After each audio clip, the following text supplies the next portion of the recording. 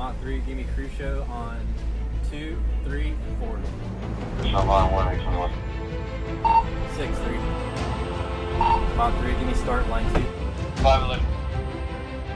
Mach 3, give me start, line 1, and crew show on 7 and 9. Line 1, so 7 and on my notes. Do something. I hate that.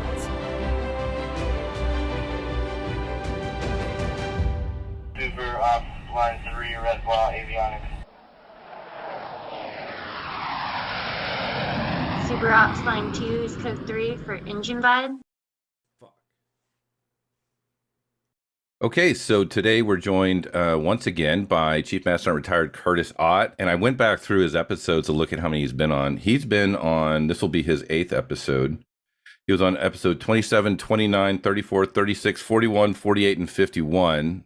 So if you enjoy what Kurtis has to say and you're new to the podcast, I encourage you to go back to those episodes so you can get a better idea of his theories on micromanagement, leadership, diversity, blue collar, maintenance, leadership, everything else. So I encourage you to go back and look through those. But Kurtis, thank you very much for joining again today. My pleasure. Today we're going to talk about the Air Force core values. And I feel like this isn't going to be, I mean, I've probably had conversations about core values while I served dozens, if not hundreds of times in my career. And this is going to be a different conversation. And I think the benefit of no longer being in the Air Force and being able to look at things more critically without that culture kind of influencing your thought process, I think gives a really good perspective that I think both Kurtis and I are going to have a chance to explore. And that's the privilege of no longer being in the Air Force.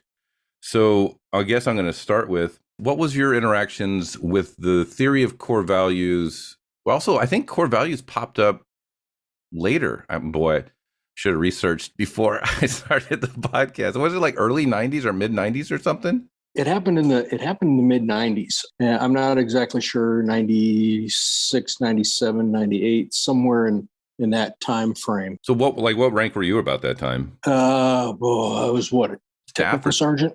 Yeah. Tech sergeant. So what did you think of? Because a lot of times the Air Force has a new buzzword or new thing. That's exactly what I thought. All right. That was exactly what I thought. I thought, oh my goodness.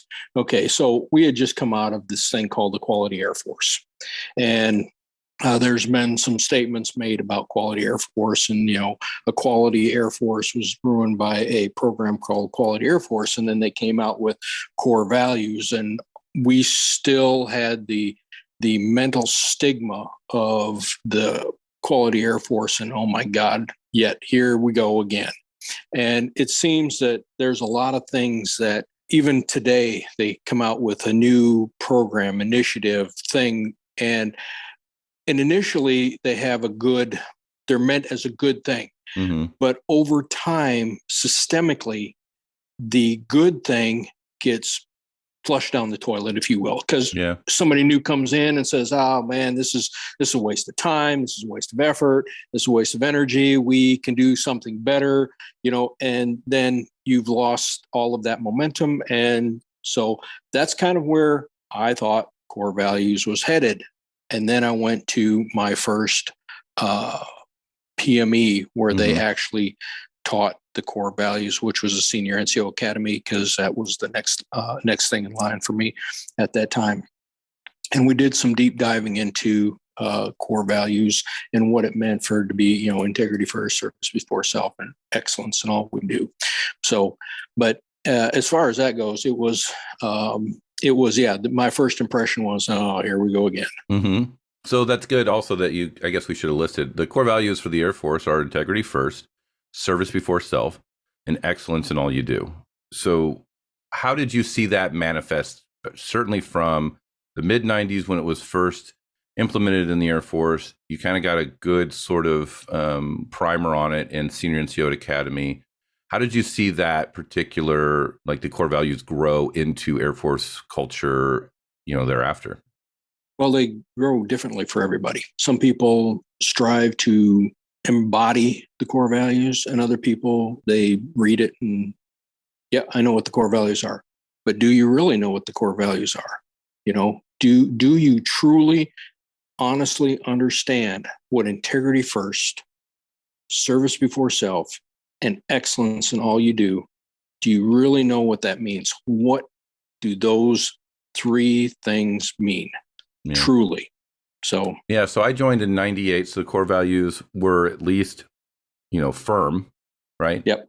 It was big in basic training. Core values was everywhere, anywhere, and was drilled into for everything. When I came out into the operational Air Force, it ended up being a big focus on everything related to my job in maintenance. Signing off a write-up, that's an integrity check. Like, you did the job, you followed the TO. As a 7 level, you inspected it. You are competent on it. For IPIs, you were there for the IPI step as an IPI individual. Service for self, I don't think that was necessarily, like, when I think of integrity, very often when I would either give paperwork, or I think at least a few times when I received paperwork, like a core value was very often cited in that paperwork. You failed to do this. You said you did it. That's a violation of our first core value, integrity first. This reflects poorly on your character as an airman, and, blah, blah, blah, blah.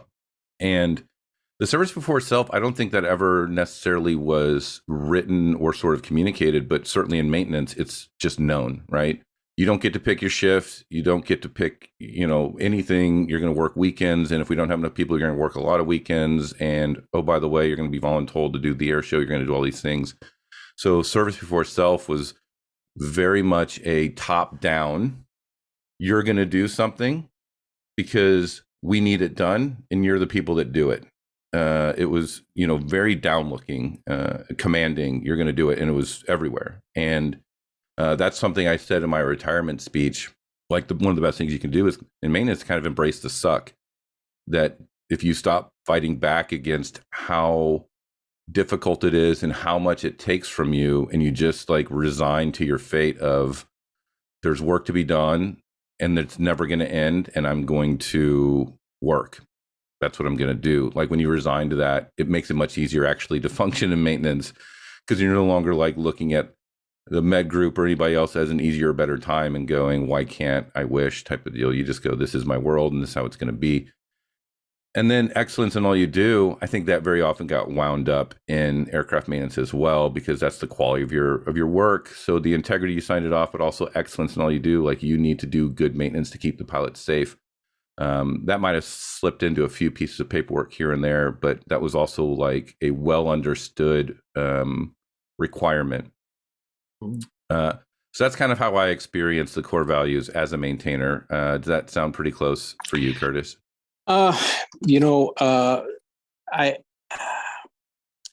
to a certain degree, the service before self, and I have a hard time separating my thoughts to other people's thoughts in this one, but and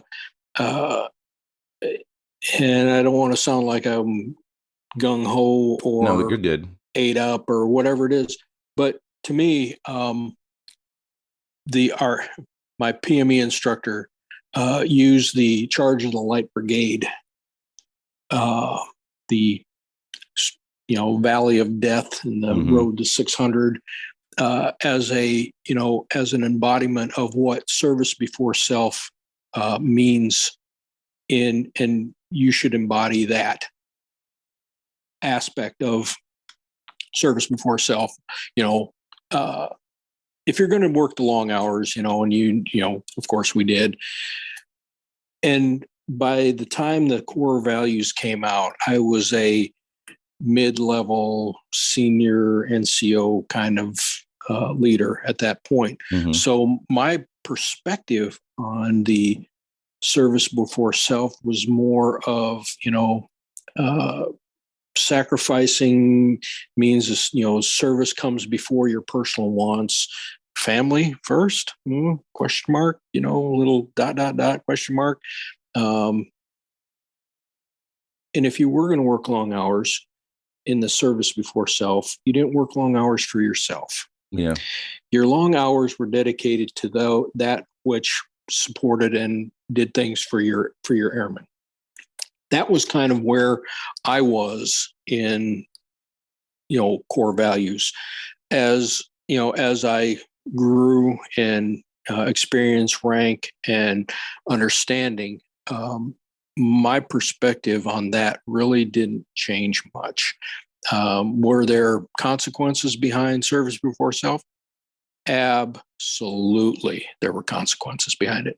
However, we can't win any war or engagement unless we have people who are dedicated and put service before self.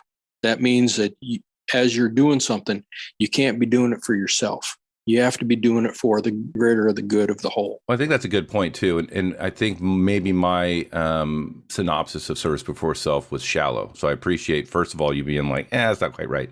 The military is engaged in the art of war, which involves death, right?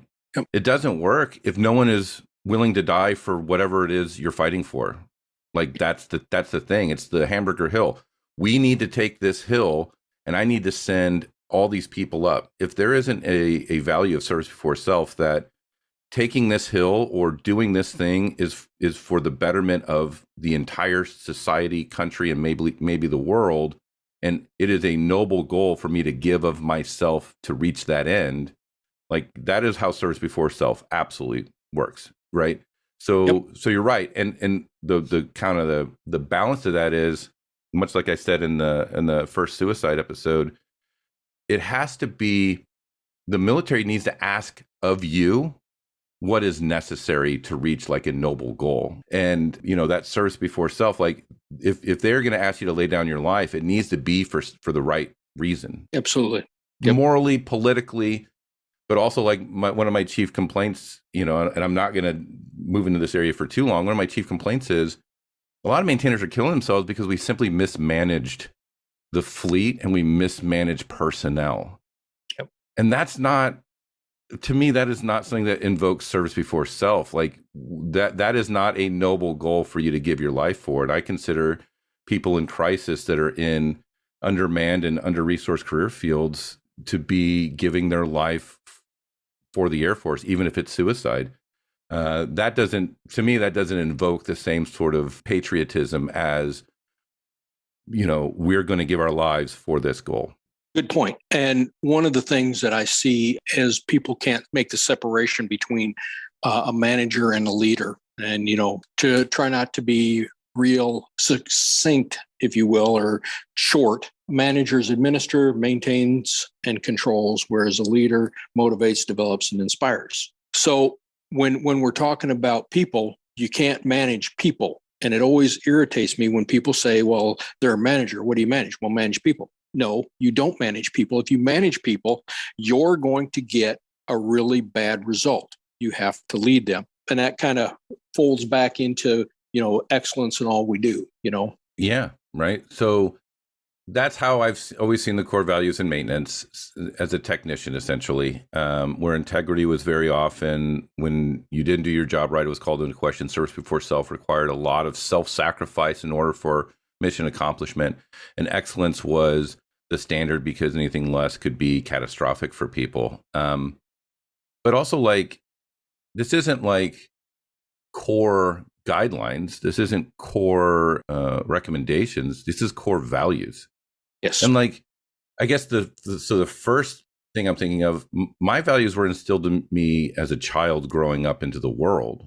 Like, if I was taught that stealing was okay, if I was taught violence, if I was taught deception, you name it, Mm-hmm. I don't think joining the Air Force and being told what the core values are would necessarily adjust my values unless there's some sort of real life-changing epiphany that happens, right? Very, very true. Because people's, values in life are different across the board. Yeah. And what I find is the Air Force struggles in teaching what is proper as far as core values, as far as what the core values are. Now, that was, years ago. I don't know what they're teaching them today or how they're teaching them today. I want to make sure that I get that straight. But as I was growing up, we had to figure all of that little bit out ourselves through just being able to do the right thing, Yeah. and knowing what was right and what was wrong. And sometimes there's a very fine line between understanding what's right and what's wrong, Yeah. and which side are you going to fall on? And now, does that mean that your integrity is garbage because your personal values are different than somebody else's personal values? Mm. But at the end of the day, when you stop and think about what is right and what is wrong, it is actually spelled out. If you're paying attention, if you're coming in saying, well, these are my values, you're going to have a problem, Mm-hmm. because the Air Force's core values are essentially a set for all people, not just, like you said, they're not just for me to manipulate to how I want and to read and just say, I know what the core values are, but do you really? Do you truly know what they are? I think through the culture, the idea is if we all adopt these values, a lot of people fall into alignment with it, because that's how you develop your values growing up. You look at your family unit and their values become your values, and then you join the Air Force. And if everyone is sharing the same sort of values, eventually it's going to become normalized and you're going to adopt it.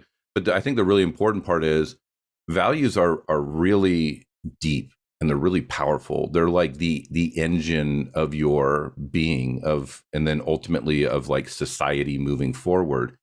It can't be superficial. It can't be situational. It can't be specific to certain conditions, situations. It can't, right? Like if it's a value, if it's a core value, it should be anywhere and everywhere all the time. So I guess my initial thought is, I feel like that's not the case for most of the time. Like core values are used as a tool when a leader or when someone wants something in particular, you to behave a certain way in a certain situation.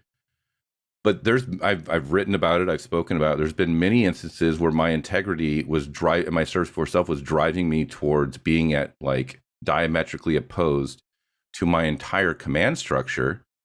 And for me, like the biggest thing was when I knew there was a person on a jury that was not impartial, like my silence would be duplicitous. I would be a co-conspirator in, undermining the military justice system. And I could not.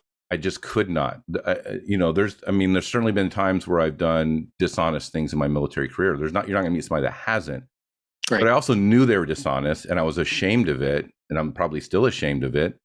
But as a value, it creates an engine for action that is almost it's hyper difficult to ignore without like significant like emotional and mental sort of hardship, cognitive balancing, and all these sorts of things to mitigate the ill effects of going against your values. Like that's what value incongruence is. It's in cognitive dissonance. I did something that objectively violates my internal values. I need to find a way to justify what I did to realign myself with my internal values. Like that's how powerful values are. It can cause like real distress if you violate them. And I don't see that everywhere in the Air Force. Do you know what I mean? Right. Yeah, I know what you mean. And once again, people spew the word core values, and I don't think that they fully understand what those two words themselves mean.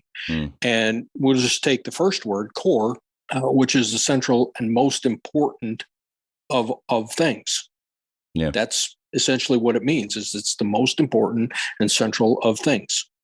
So when you're talking about values, it's the most important values that you can apply to what you do every single day. There's and I think there's a lot of people being pushed to violate their core value because they're not being helped. You know what I mean? There's rules and there's programs and there's, let me just take, for example, configuration management. Anytime you change a part that's on a configuration management, what does it drive? It drives a suspense. Yeah. Suspense has to be cleared. Okay.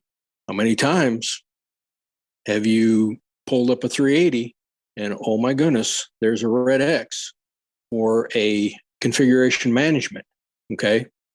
And in some airplanes, that's not so bad because they don't have many. In other airframes, there are, hundreds and thousands of configuration items. So we're talking about, people who are being pressed really, really hard to make sure that they're, not flying an aircraft that still has an item out of configuration, Right. Not going in there and quickly, clearing the suspense just so they can get, the red X cleared, and that goobers up, 52 different things down the line, Yep. Only for one thing, and that's to quickly fly an airplane. Yep. Now, have I seen it? More times than I can count. Right. Did it make me happy?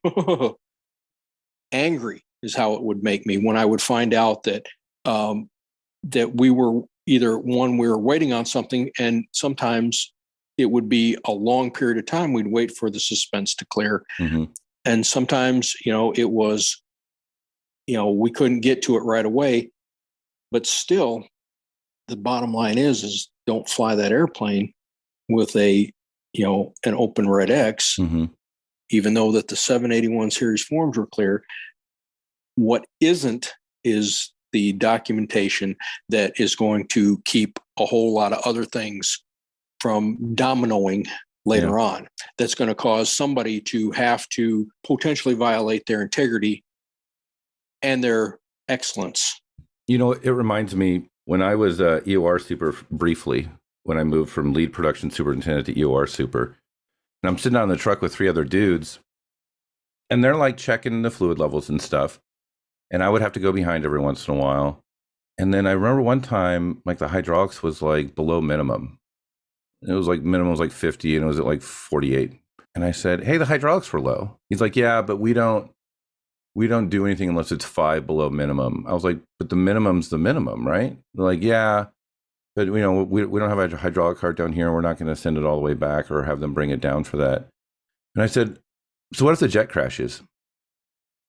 What if the jet crashes for a flight control failure or something? I said, you're going to be faced with a choice, right? Because you're not the only one that knows the hydraulics were low, because the guy that launched it out also probably saw it, right? So you're going to be faced with a choice between either lying about what it was at or admitting that you broke the law and a jet crashed and it had a hydraulic problem. Those are the 2 choices that you're going to face. And it could be the jet crashed because the flight control computer had a malfunction. That was it. But the Accident Investigation Board is going to comb through anything and everything. They're going to interview all the people. And then there's some options. You can go and, try to talk to the crew chief and be like, hey, let's get our story straight. And now your lies are just compounding and it's getting worse and worse and worse.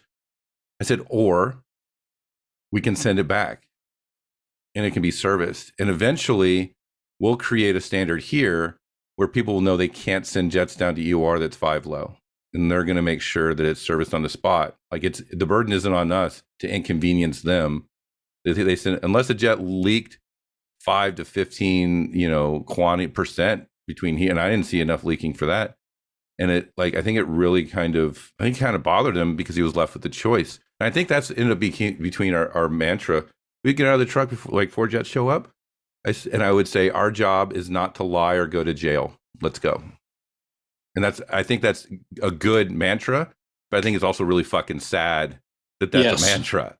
Yes. Right? That is so sad that you would have to say that, or that you would have to consider saying something like that.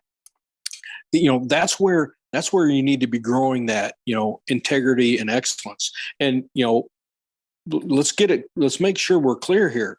Integrity and excellence go hand in hand. Holy cow, go hand in hand. The only real true outlier in the 3 is the service before self. Yeah. You can kind of work them into the other 2, but integrity and excellence, those 2 things are absolutely linked. You cannot delink those 2 things. You can't have excellence without integrity. You can't have integrity without excellence. Yeah. Certainly in maintenance. Like in maintenance, it's even heightened, I would say.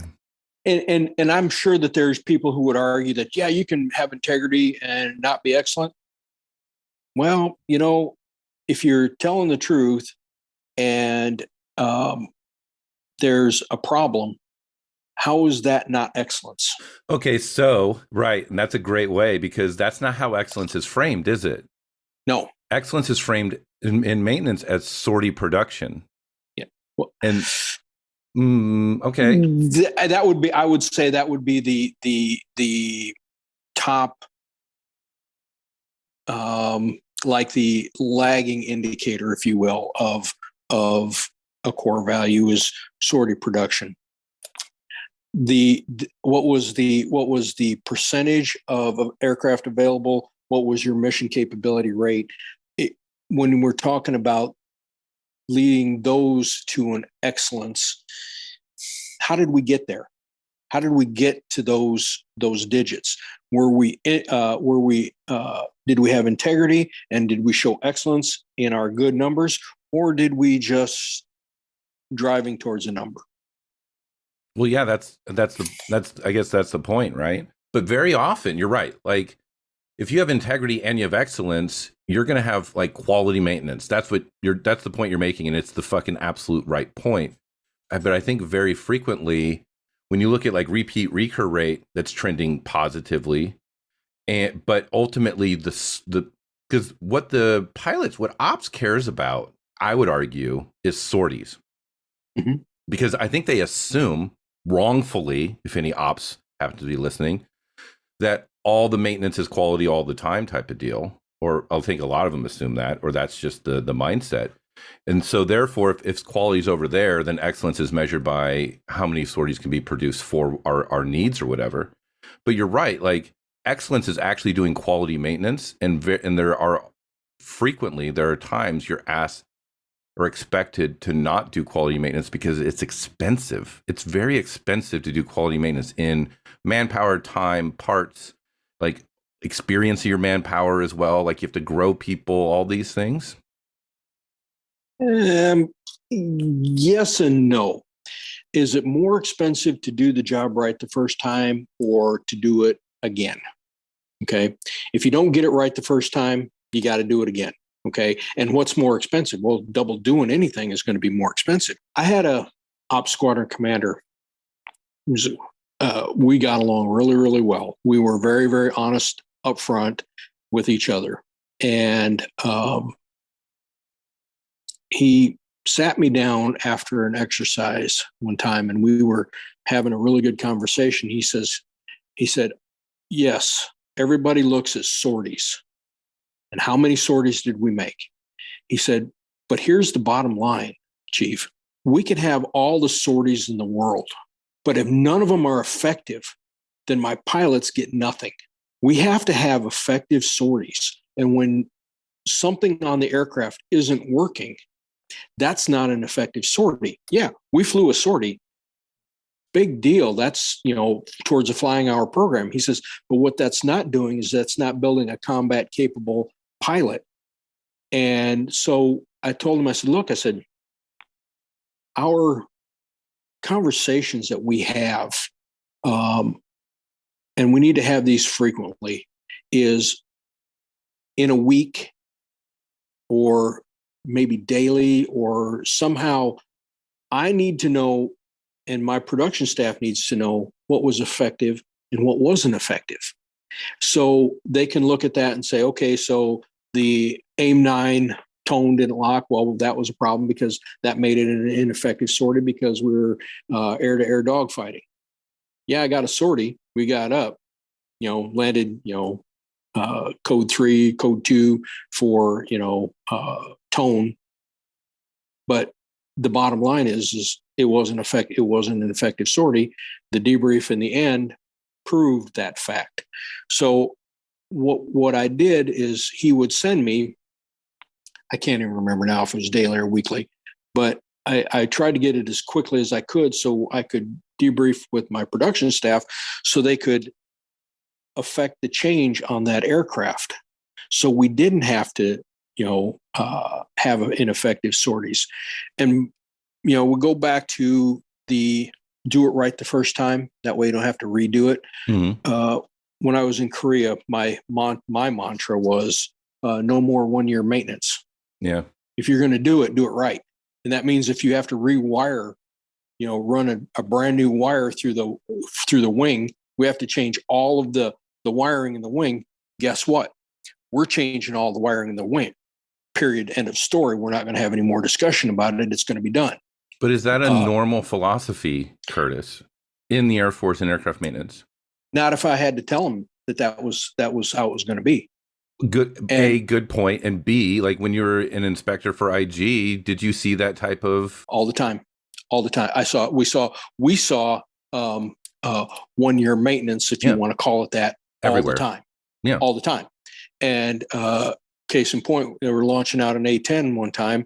I won't say where, but they were launching out an A-10, and we had to stop the airplane because it was leaking hydraulic fluid all over the place.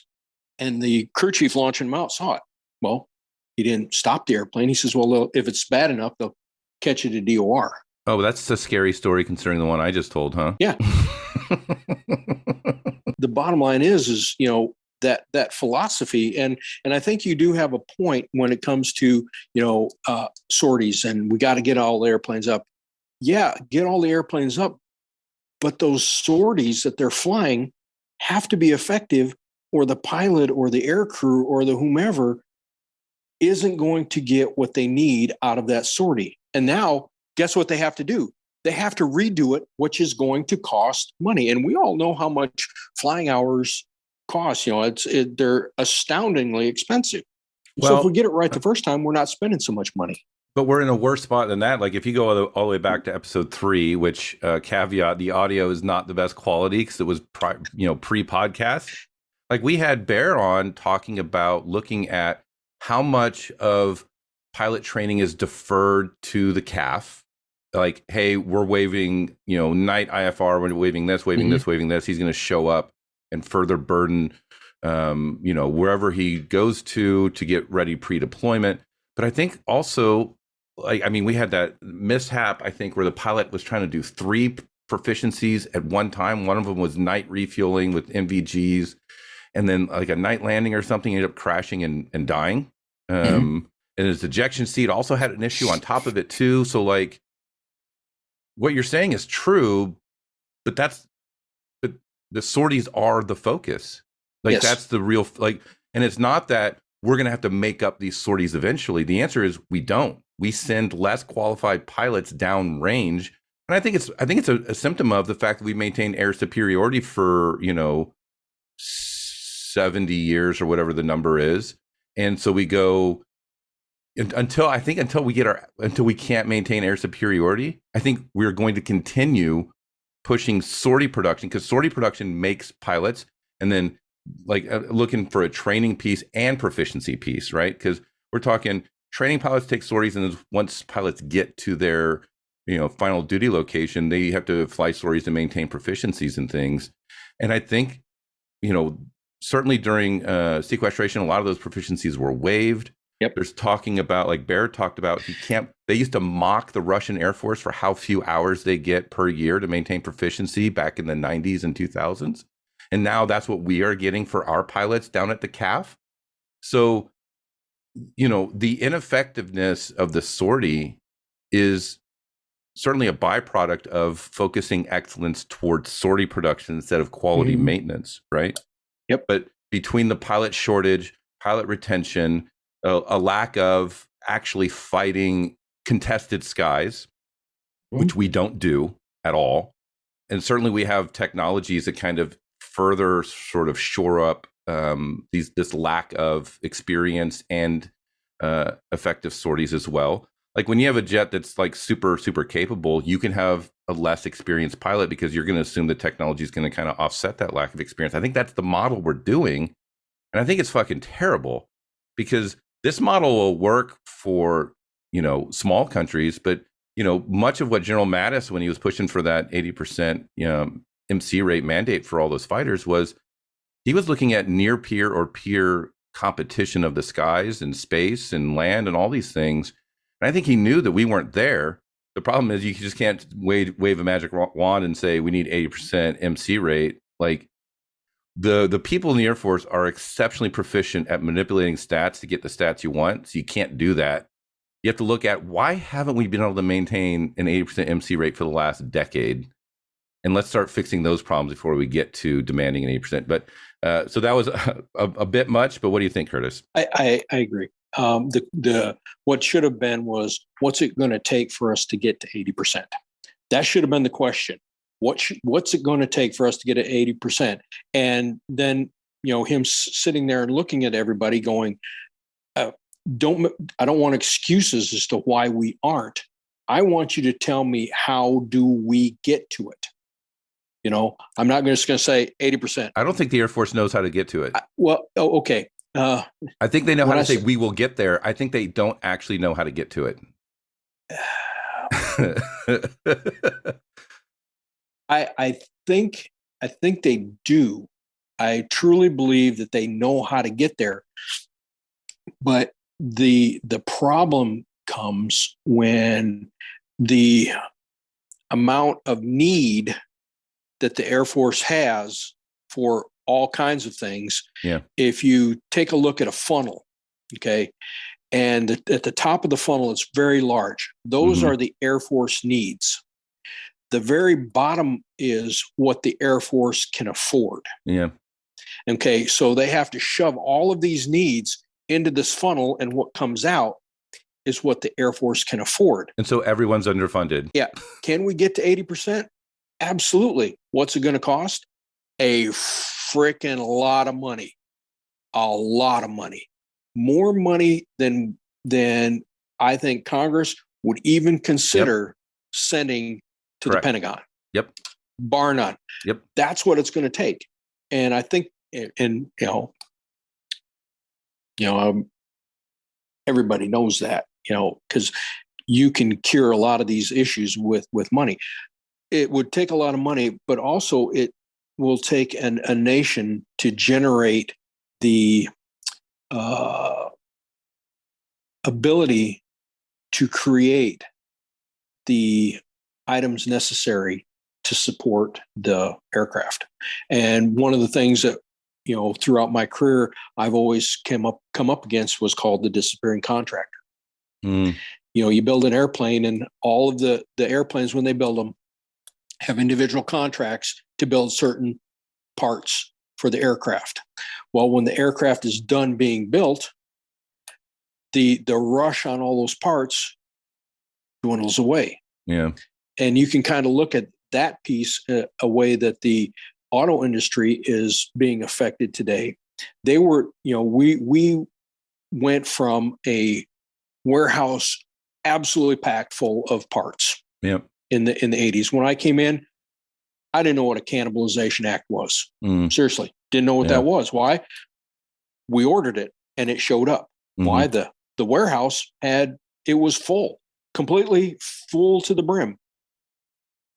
Whereas now they're going to the just-in-time maintenance. So you get that part so you don't have it sitting on a shelf, because you can't afford that kind of logistical line of communication. You just don't have it. You just can't afford that. And like the auto industry, during the pandemic, companies were going, well, we have to do something to stay busy. So they retooled. The moment that they retooled, now the auto industry does not have those parts that they need to build those automobiles.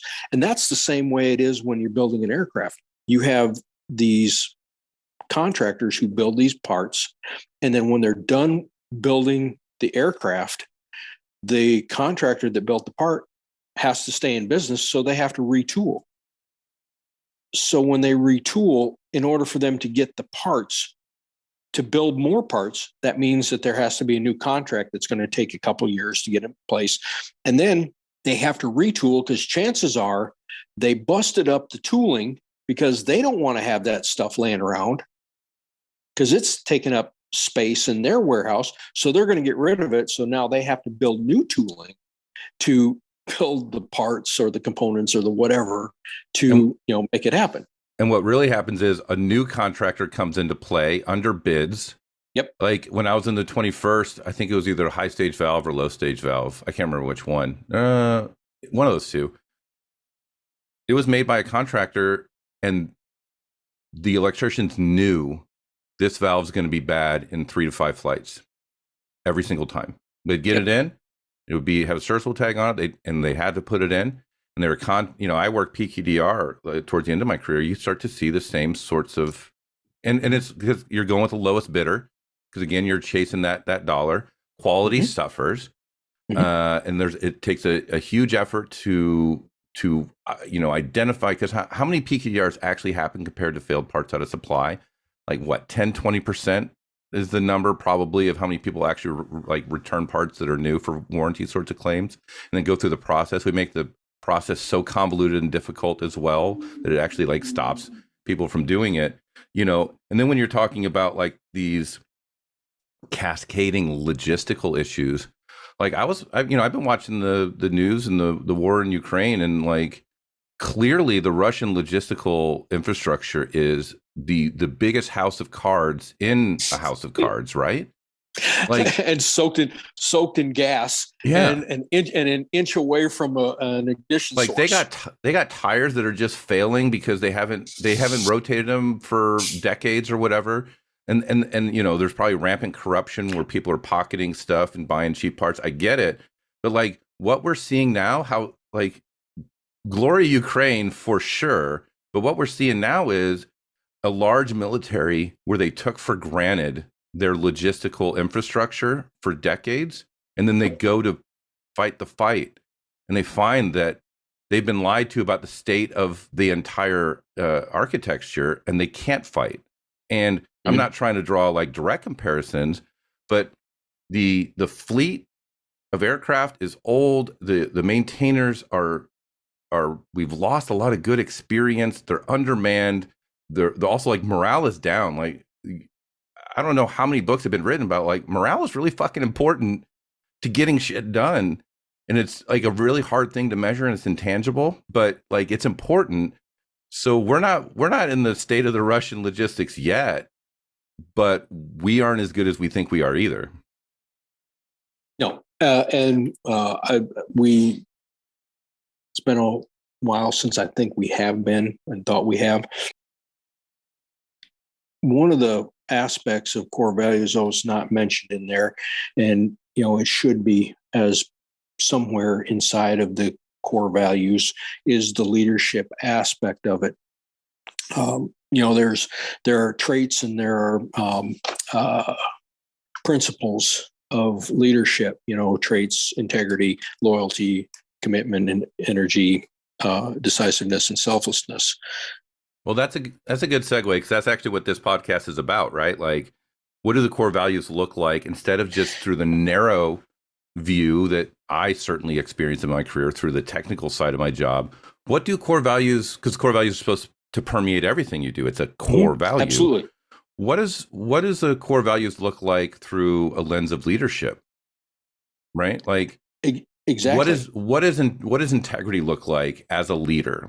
What will be some situations where we see where in our past, leaders have not exhibited integrity in their leadership? Some of the things that spring to mind is being honest and forthright with your subordinate on their inadequacies during a feedback.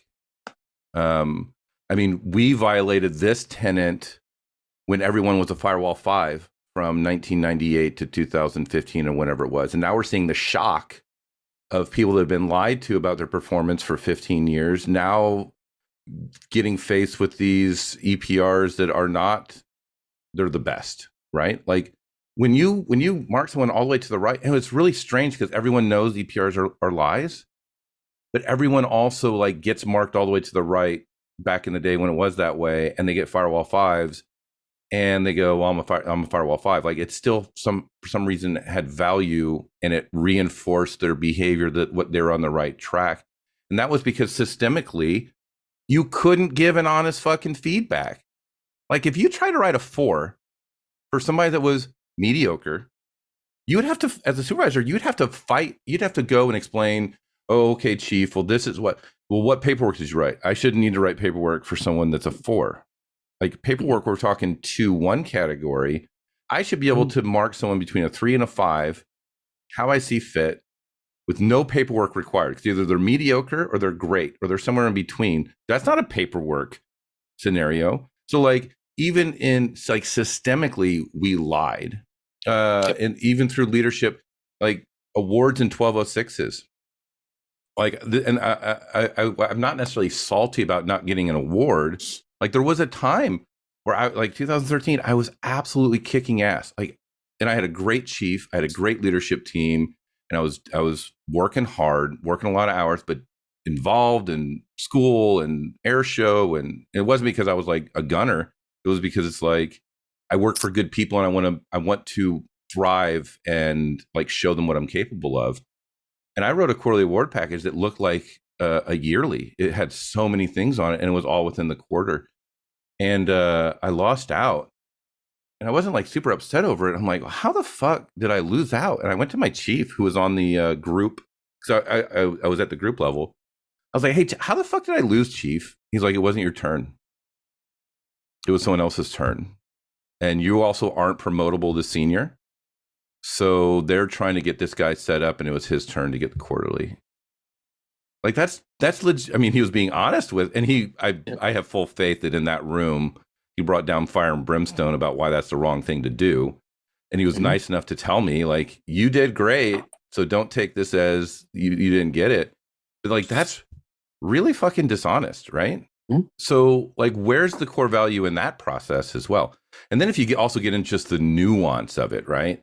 Like I've said multiple times that expediters know when somebody pencil whips something, or they know when, like, yes, there's an integrity issue with the pencil whipping. There's also a leadership integrity issue that you are fostering that environment and you're endorsing that behavior. And oftentimes you're rewarding it because as an expediter chasing the sortie god, this moved the needle a little bit closer to getting that sortie up. So like you are happy in that somebody pencil whipped it, and they know that. The technician knows that if they pencil whip someone in front of the expediter takes the forms and greens up the jet, they know that they've done what their leader wants them to do. And it was patently dishonest, right? So those are some initial thoughts about how the core values in leadership integrity interplay. What do you think, Kurtis? Okay, so I can't add too much to that because that's, and here's what I hate saying is that little piece that you just shared is not a isolated incident. No. Okay, that is absolutely not an isolated incident. As I was retiring, I was told that I was jaded because we had the quarterly awards, and I was raising 6 kinds of hell in that room with, some E9s, and there's people get a little case of the ass when you say that because, well, that's derogatory. It's meant to be. You should be ashamed that you're an E9, not a chief. Like, don't worry about your feelings. Get with it. Exactly. Though it was my last one, I kind of let things fly a little bit in that room because, as you were saying, I understood what they were trying to do. But then I started asking some pretty in-depth questions about the individual that they were trying to push forward, and because my perspective and their perspective on this individual were different. Yeah. Okay. I had some information and I just wanted it clarified. And the moment that I started bringing that up, it was like I was affronting everybody in that room. Well, we don't want to answer the question. Why are we pushing this guy if this is the kind of leader that we're going to expect in the end? Just because you think that he's good because maybe maybe he's kissing your ass or something. Is that the right guy that we want to have wearing the stripes that we all share in this room? Is that what we want? If that's what we want, then here's what you're going to get in the end. You're going to get lackluster leadership. You're going to get people who don't know how to be a good follower, can't set the example, have a hard time communicating, Are they accepting the responsibilities? Are they developing teamwork? Are they doing the things of leadership, principles of leadership? Are they doing those things? Or is it just that person's time to get promoted? I held off on one individual and that worked directly for me, said, he's not ready for promotion. Let's look at somebody else. And everybody's kind of looking at me going, well, he was like the number one guy. He's really great. I said, no, he's not ready. He's not ready. Isn't it strange that reaction is so common when, like, I've said it before, I think I've said it before, like there's a whole culture around, I think especially for chiefs, I'm going to get my guy promoted. Mm-hmm. And that's somehow a vicarious ego stroke for that chief. Yes. And I've seen some terrible masters and seniors get these glowing packages written by chiefs and they get promoted. And then they're like terrible fucking chiefs and terrible seniors. I'm like, why are you pushing? You like, you wrote this package saying he's great. And then we're drinking beers and you're like, that dude's a fucking moron. And I can't trust him with anything. And I can't even send him up to the wing because he'll say dumb shit to the wing commander. And I'm like, do you have a fucking doppelganger writing packages? And then like, I don't understand how you can say these things and know that he is like well in over his head at his current rank. And now you've pushed for him to get promoted. But there's a real culture of, I'm going to get my guy promoted. And that's that integrity thing. Okay. What's your, how deep is your integrity to say, hey guys, hey, you know, what about so-and-so?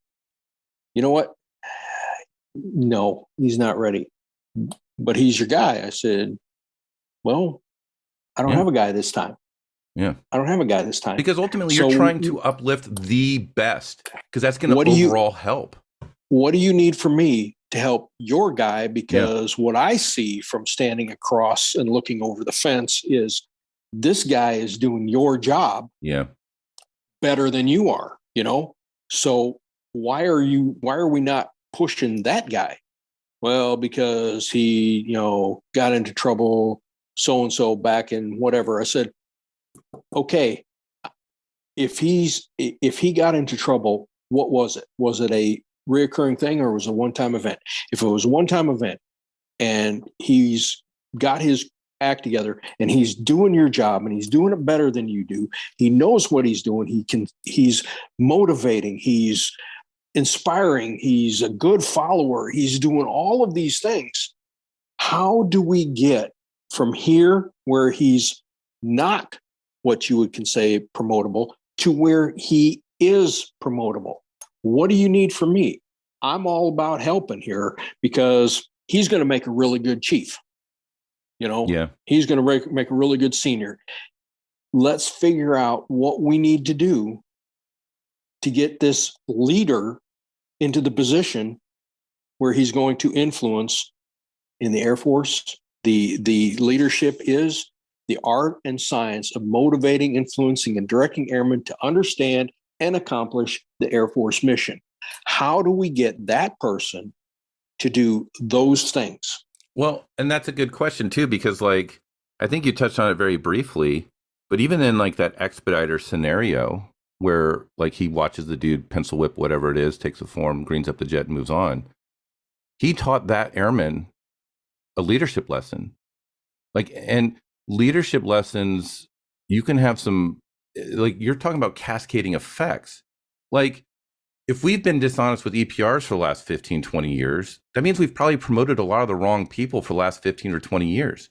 And those people are now in those positions to recommend promotion for other people. You have those people that saw the expediter like let things get pencil whipped because glory to the sortie god is all important. And now 10 years later, they're expediters and they're pro supers. Like, let's not kid ourselves. Like leadership, and this is going to apply to integrity. I'm making this point now, and I'm going to make this point at the end of our evaluation of the other two core values because it literally all fucking applies. How you lead people, you are creating the pattern, you're creating the recipe for their leadership in 5, 10, 15, 20 years. And if we've been doing it wrong, if we have been violating the core values as a course of business in leadership, which I believe we have, I mean, we've only touched on integrity right now. We're going to go into service before self and excellence as well. I think the broad output is you are going to have low quality leaders at really high fucking positions, because as we all know, the Air Force they're not picky with promotion. It's, we're going to promote 43% of whatever the fuck comes through the promotion pipeline this year. So if the entire population, the leadership qualities are diminishing, you're still going to promote 43%. When it comes time for the really high positions, like, you're going to have a less and less, the candidates are going to be lower and lower quality each time. This also goes back to our diversity conversation, right? Like, we don't have a good pool to promote from into these positions, I think, right now. And I think that's why we're seeing some leaders that are really, like, not good at all. But you look like you had something to say. Well, you kind of said it when you said the promotion and this new promotion system. No, I'm not familiar with it. I know that it's based on the written word. One of the things that I hated more than anything from a subordinate or a follower or my assistant or whatever was somebody kissing my ass. You want to piss me off quick? Yeah. You come in looking for, the pat on the back or the whatever. Do your job. I got you covered. But if you don't do your job, and if you're kissing my ass and doing things that I didn't ask you to do, or because you thought it would make me happy, we're going to have a problem. Yep. And there are people out there who love people coming in and just smoothing all over them, and they think that they're feeling so great, that they're such a good leader and they're doing such a good job. Me, I had to have the person in the room that would disagree with me, because I knew that the moment I had somebody disagreeing with me, we were going to find the right answer. There was going to be the right answer coming.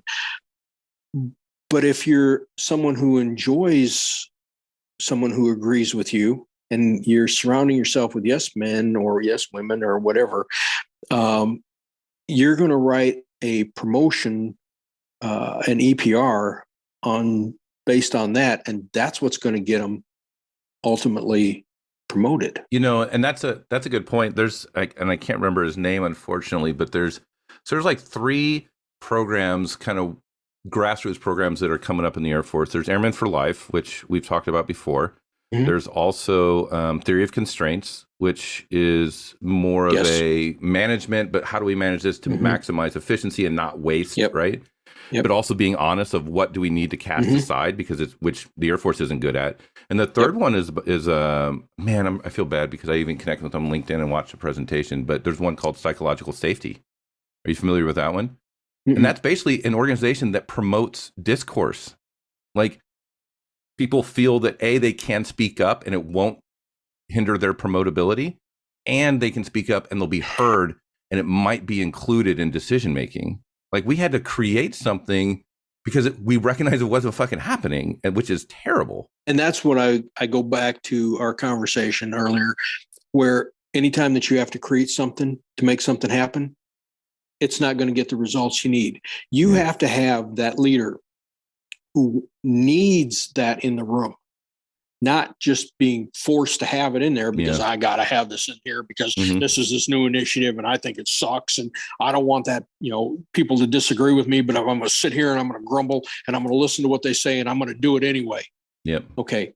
There's the difference between force feeding somebody a program and you teaching and educating that leader in a formal or informal environment,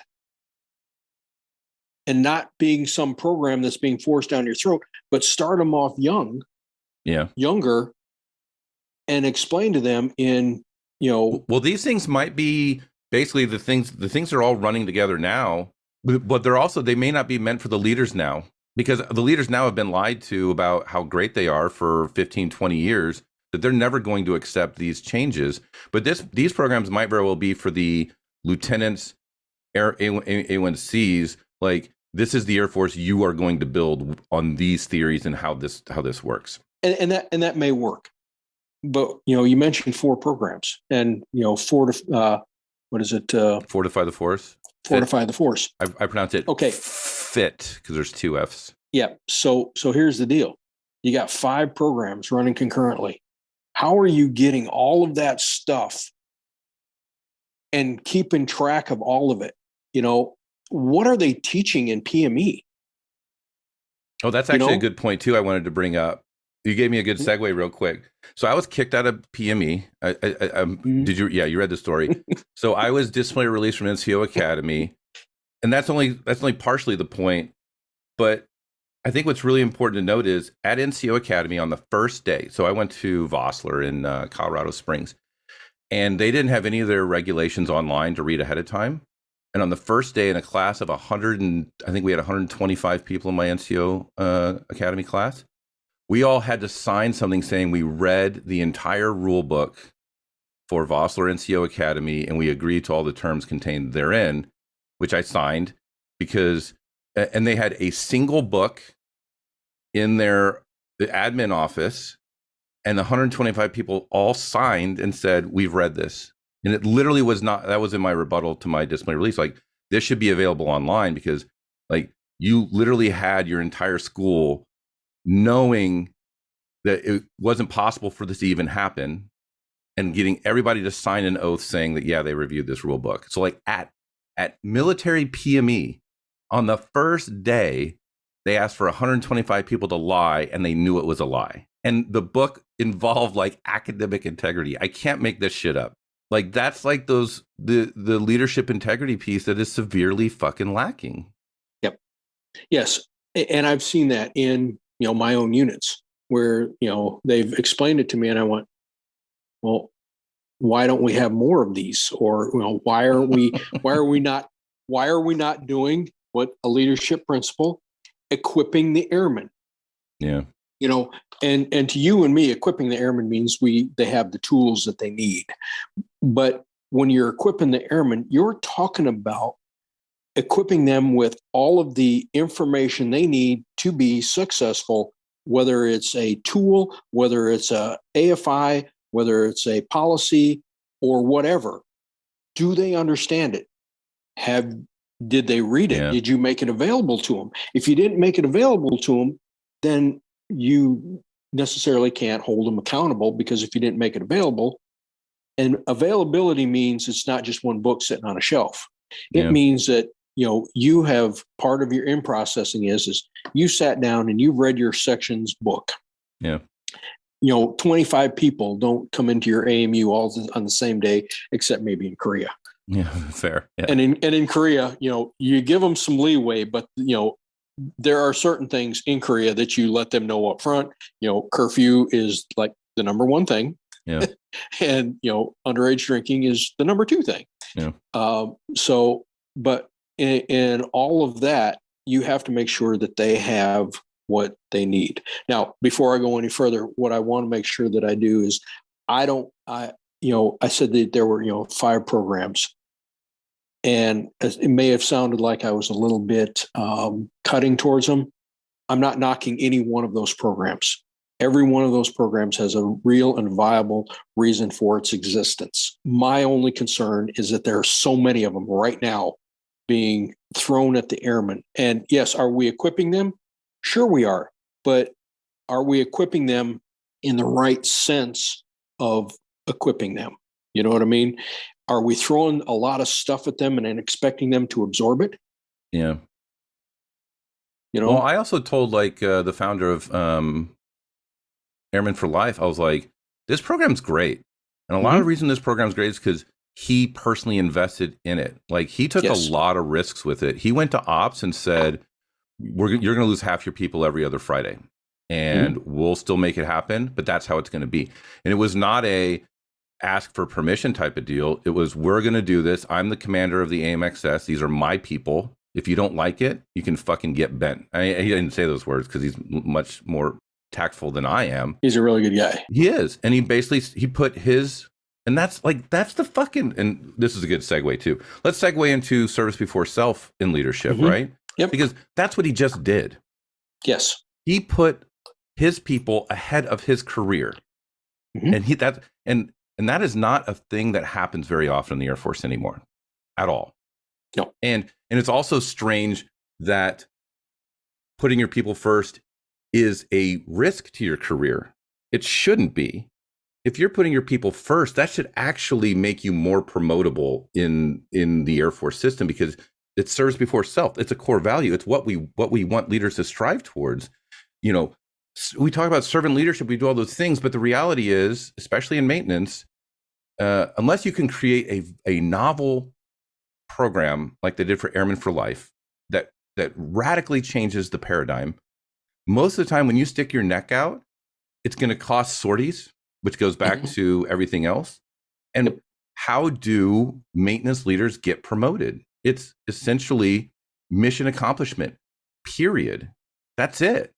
So we've created a system that disincentivizes putting your people first, because it will manifestly affect your career, period, in, I would say, most organizations.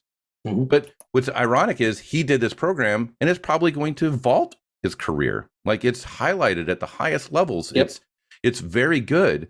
And I hope there's people listening to this, or I hope there's people seeing that program and go, oh, there is a potential to get promoted by putting your people first, which is 1,000% how it should be.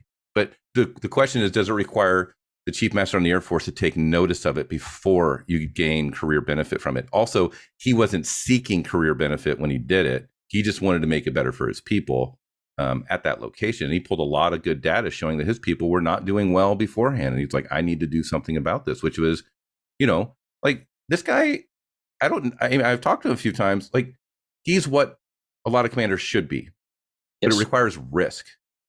And a lot of commanders are completely risk averse, and leaders in general. First time I met him, he was an outstanding lieutenant. He was that good, and I never gave much credence to people who did their job. Well, he didn't just do his job; he did more than his job, even from a lieutenant. But you're right.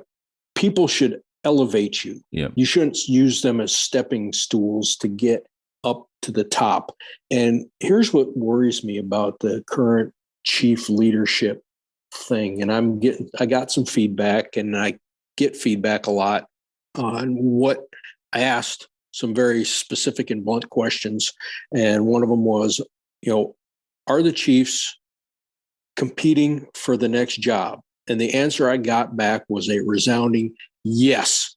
So the moment that a chief changes the philosophy of, I'm never getting promoted again, this is it, this is as high as we go. And the reason that they created the position in the first place was because we, in the Air Force, in the Chief's Creed, one of my favorite things was, a person who can say no with emphasis without, with all the world saying yes. A chief can say no. Why? We're never going to get promoted again. However, if a chief is worried about the next job, the group job, the functional wing function, or the command chief up to command chief or whatever, if you're worried about that, then guess what you're not doing? You're not saying no when all of the world is saying yes. You're not being that chief who is providing that voice for the airmen. You're not being a servant leader. If that's what you're doing, if you're worried about the next job and you're focused on yourself, and you may say you're not, but you've been eyeballing that. When I made chief, well, first of all, I was rather stunned when I was asked. When I was a master sergeant. Yeah. Reference episode 27. You talked about that. Yeah. Go back and listen to that. I didn't know that until I was asked that question. But once I made chief, I had no visions of anything higher than an aircraft maintenance unit. I didn't want to do anything higher than an aircraft maintenance unit. However, I did, but I didn't go looking for the job. Yeah. I did the job because I was being ordered to do it.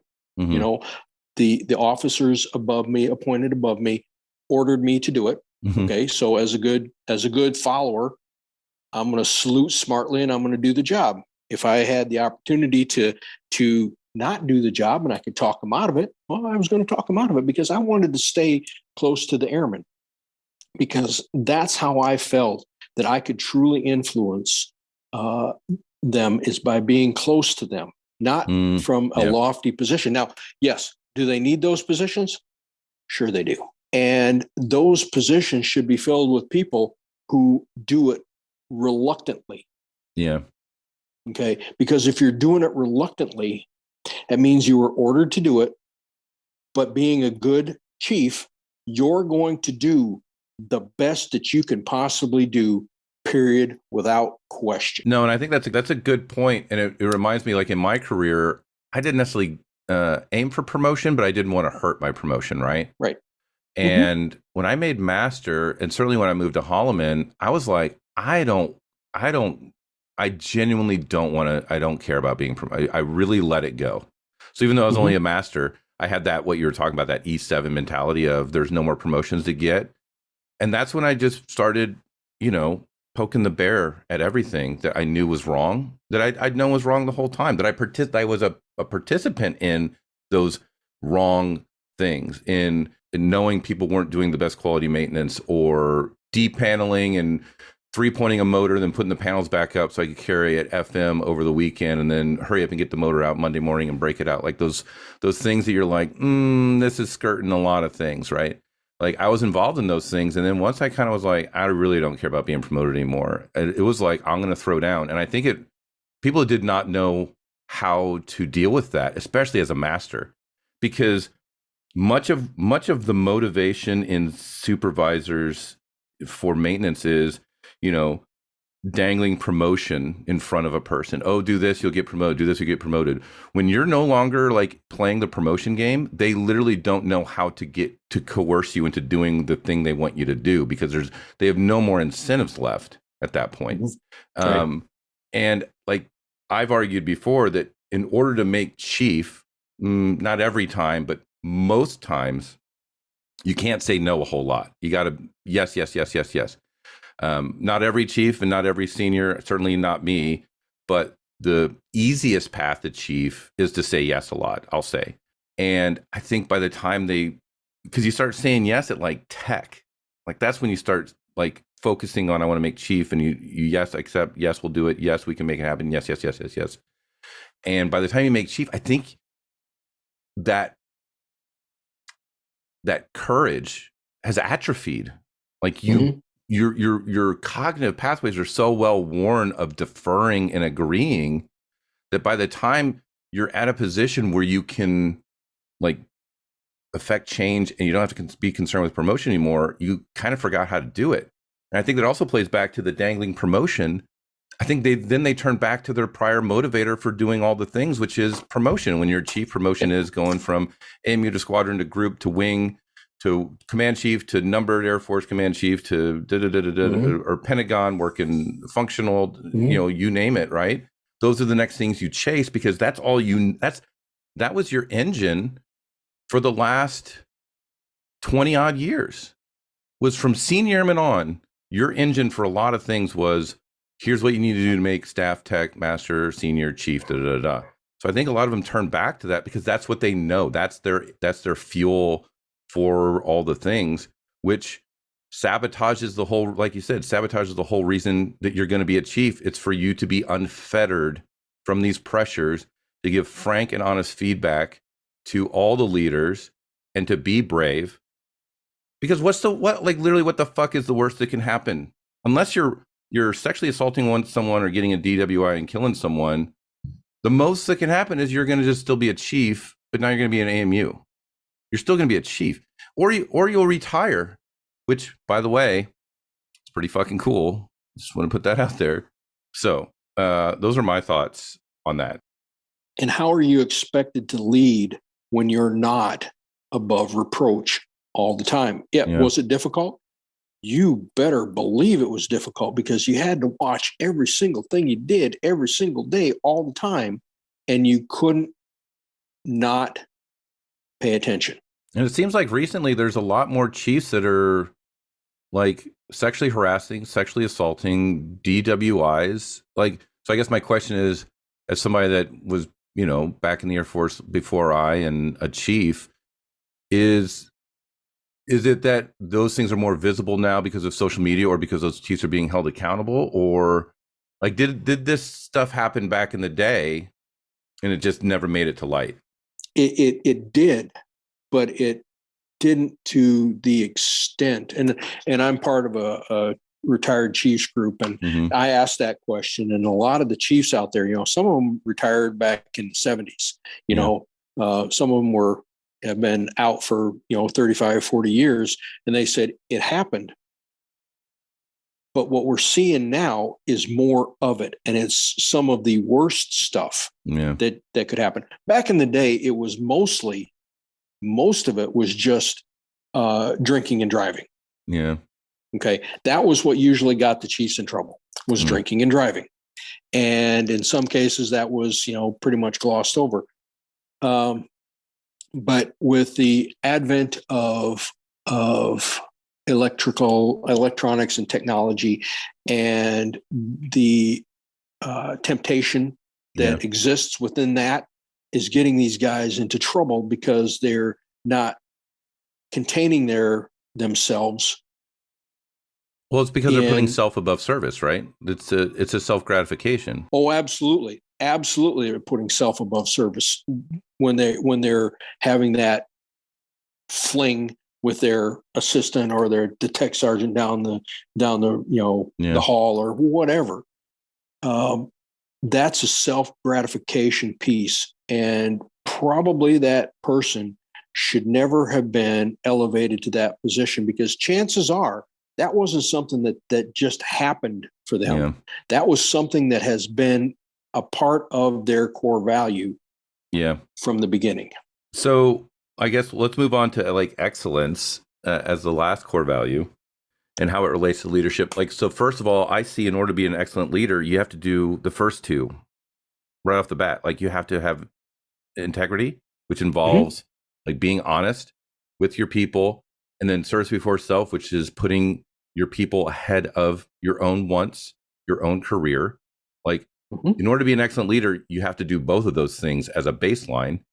But then also I think of like, you need to become a good leader in the sense that those traits you rattled off, like inspiring people, motivating people, treating people with respect.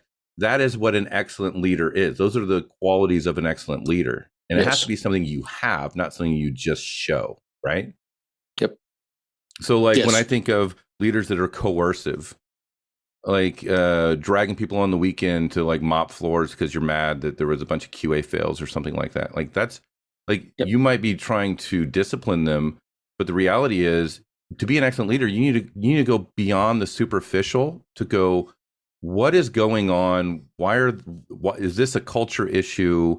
Is lack of compliance what is going on here? Like, being excellent takes time and energy and effort to really understand your people and not just beat them down. Is my first thought. Yep. So what I want to do real quick on this one is, because when you're talking about excellence, that is very broad, very all-encompassing, and can be nebulous at times. So what I want to do real quick is read what the Air Force says about excellence in all we do. And what they say is, an airman strives for continual improvement in self and service in order to propel the Air Force further and to achieve greater accomplishments and performance for themselves and their community. And that kind of sums up how the Air Force looks at excellence in all we do. Yeah. Each individual person has to take that piece of excellence, and they have to strive for something better than what they are today. Yeah. If you're better tomorrow than you were today, then you continuously strive for excellence. Is everybody excellent? Absolutely not. Is anybody excellent? That's in the eye of the beholder. If they're achieving your attainable bar and they're doing it with integrity and service before self as they're reaching that bar that you set, attainable bar that you set, now you have instilled excellence in your people and you're motivating them and you're setting the example. Yeah, and I think that also plays into what I said before, like dangling promotion, that's not the motivation the leadership principles are talking about. Motivating them is you're placing an intrinsic drive in them to excel and to succeed. Like promotion consideration, that's extrinsic. You're trying to bait them into doing certain things in order so they excel and it does what you want them to do. If you're an excellent leader, you don't even need to talk about promotion. And it's just, you know, you've created a standard or an expectation that, as you said, is attainable, and it's the goal is excellence, and they want to get there solely because they want to be excellent, because you've instilled that drive in them. That's it. So like if you as a leader, you're trying to like coax people into doing stuff and dangling promotion, you're failing as a leader, because you shouldn't have to use bait or mechanisms in order. Like the motivation comes from how you treat your people, the character that you exude, your integrity, your service before self. That becomes the motivation, because you're putting your people first, and they feel it. Like they genuinely feel it. And they, like, when you work for a good leader, you want to work, and they don't even ask. Mm-hmm. And a lot of times, and it's also because there's a trust, they're not going to ask too much. Like there's one thing to surge, and you need to, we have to get it over this hump. We're going to work 6 days a week, 12s. Okay, but it's finite. It's not going to become the new normal. And I'm doing this because I'm trying to give you your weekends back. Let's go. Right. Okay, I trust you, and now I'm motivated. There's no other like things going on. It's just that I think this person has my best interest at heart. They are trying to take care of me, and it involves this difficult thing. A lot of what I see, a lot of what I saw, a lot of what I hear about are leaders that are just motivating their people through coercion, fear, abuse, threats, false promises. Like also, most leaders can't control your promotion. The spoiler, like they can dangle, but they don't know what the fuck the board's going to do. They don't know what the commander's going to do. And also, now that it's this new quota competitive thing, you may not be doing anything that's spectacular outside of what all the other people who are being dangled promotion. It's a Ponzi scheme where everybody says, do this and you're going to have these riches. But the reality is there's going to be 2 promote nows, 3 must promotes, and everybody else is going to get a promote no matter what the fuck you did. Yep. So then now you're absolutely breaking a trust, because you're like, I did all this because you said this would help me in my promotion. And then the leader exudes shitty integrity and says, well, you know, the board, I can't really control what the board did. Just got to keep doing it. Got to try again next year type of deal. Like that. None of these are leadership qualities, at least not good ones, what I'm describing. But this is the norm in leadership, period. It is a sad state of affairs, you know, when you're telling your people and dangling the promotion out there. That's really not, you know, taking care of your people. And it's not good motivational tactics. And also, spoiler, like narrative EPRs isn't going to solve this problem. Narrative 1206 isn't going to solve these problems. This is change for the sake of change. This is chaff flare. Like this isn't anything. It's distractors. Like there is a genuine systemic problem in leadership development, leadership application, and promotion selection, period. Like I could be wrong. I don't think I am. And I think a lot of people listening probably also agree. Like we don't promote the right people. And we've done it year after year after year. And now we're getting to a point where we're seeing broad effects of having underqualified leaders at all kinds of different levels. E9s, as derogatory as the term is, maintenance group commanders that are fucking abusive and toxic, squadron commanders that have never heard no until some master sergeant in there is like, that's a bad idea. Like I'm the person that stands up and says that's wrong, you shouldn't do it. That right there is a manifestation of a broken system. And you're talking about an entire promotion system based on this model.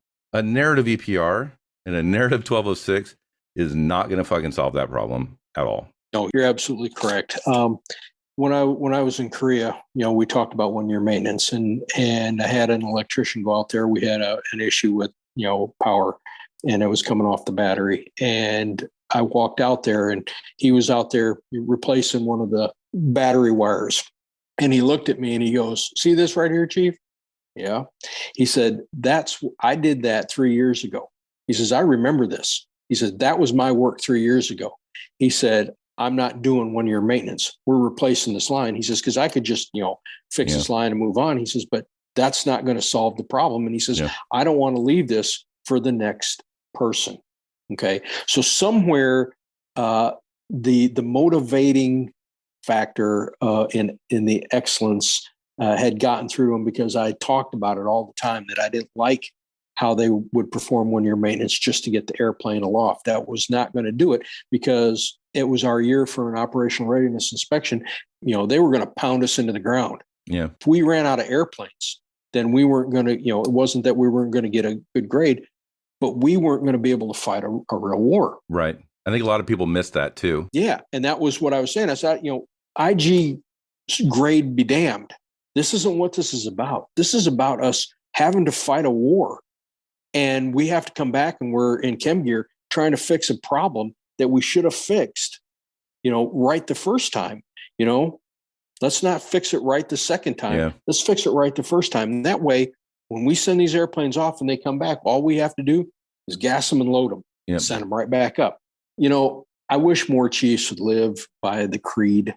We talk about that peace and excellence in all we do. And if you live by the creed and you understand what the Chief's creed is, you will understand what it means to be excellence in all you do and, as a chief. And if you don't mind, I'd just like to go through it real quick. It's absolutely. Individuals, essentially they're talking about the Chief's individuals to be regarded as people who cannot be bought, whose word is their bond, who put character above wealth, who possesses opinion and a will, who are larger than their vocations, who will not lose their individuality in a crowd, who do not hesitate to take chances, who will be as honest in small things as in great ones, who will make no compromise with wrong, whose ambitions are not confined to their own selfish desires and interests, and who will not say they do it because everybody else does it, who are true to their friends through good report and evil report, in adversity as well as prosperity,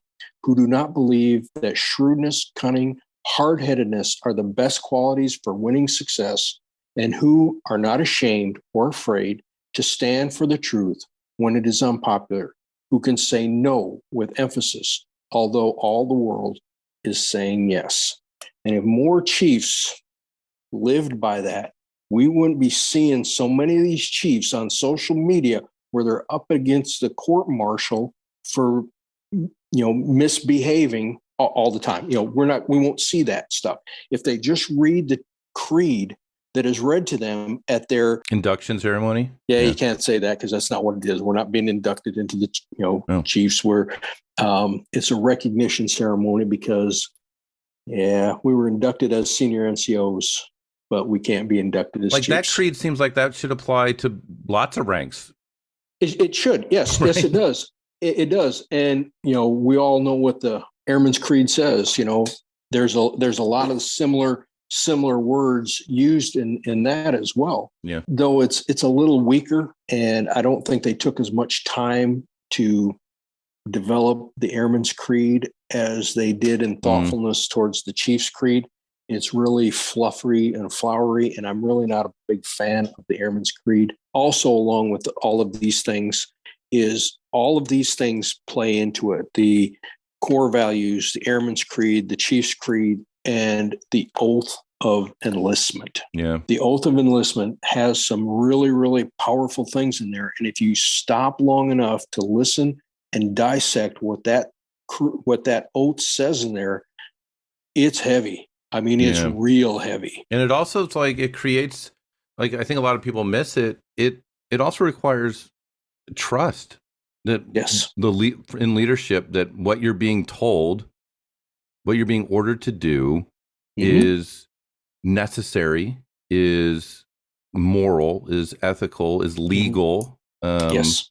I had that long conversation about, recognizing a lawful and unlawful order. And I think maintainers face unlawful orders nearly every day, and Mhm. they don't have the background to recognize it, but they swore an oath that they would only follow the lawful ones. Yep. And I think I think the fundamental problem is you can write down the recipe for leadership for character all you want, but the hard part is doing it and enforcing it and holding Yep. that standard, which requires the character, right? Yep. And I think right now, and certainly for the last at least 15 years, maybe more, we legitimately haven't been doing all the things that we've written down on paper for what makes a good airman, a good chief, a military member, a leader, you name it. So, No. do you have any final thoughts? We've kind of lost our way a little bit in light of some of the global worldly perspectives and not so worldly perspectives. I think that I think the Air Force needs to calm down, settle down, know what is necessary, understand and teach what is necessary. It was very clear when I joined, completely clear what our role and function was. And that was to fight the Russians coming through the Fulda Gap.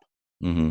Our entire life, everything we did, every bit of training was training to fight that threat. The Cold War threat, the Cold War turned into a hot war threat. That was what our training was. Now we don't really know where we need to land our ship, and while they're doing that, they're taking the airmen down a different path that I don't think is as focused as it needs to be. They're more worried about what's the word I'm looking for? They're more worried about how someone feels about something than to say, look, if you don't pull the trigger and fire the gun, that person that you're looking at is going to do that, and you're not going to live. That's a very blunt and short way of putting it. And in maintenance, we don't necessarily think that, well, that won't happen to us. Well, very well could. It very well could, because we have troops today in harm's way, and who knows what's going to happen next? Do they have the moral fortitude to pick up that gun, level it, and pull the trigger? Well, I think I'll just dip my toe in a second. I think having to convince people of that belies that people don't trust that what they're being told by their leadership is necessary or true, right? Like, we've created a distrust because of all the things we've walked through for this whole episode, that all of these egregious sort of examples, it all breaks a trust with your people. And when it comes time where you need to put like the rubber to the road and you need your people to perform, and you've been lying to them in these little like paper cuts for their whole career, they're going to question it. Yep. And absolutely. Then, so like what they're trying to do is trying to work to convince the people you should, and these are all the things you should do, and this is the motivation. That's not the solution. You need to look at, why don't your people trust you? And the answer is much of what we've gone through here, which is going to require, much like the Chief Master in the Air Force says that, she can't solve these issues at her level. You can, because there is a system that breeds distrust in your leadership because of how we've constructed the system. Yes. It has to start somewhere. Okay. It has to start somewhere. And you can't defer any leadership function to somewhere else. Yeah. If you're a leader and you're a senior leader, that's exactly what it means. Correct. You lead. You don't defer, you lead it. Lead it. I guess to kind of sum it up from my perspective is I would encourage the listeners out there to read the core values, understand the core values, understand what that means. And it means not just to them, but it means to the airmen next to them and the NCO and senior NCO above them or the airmen below them. Read and understand and study what the oath of enlistment really and truly is trying to tell us, what it means, what it truly means. And it's just not words that you say as you're re-enlisting.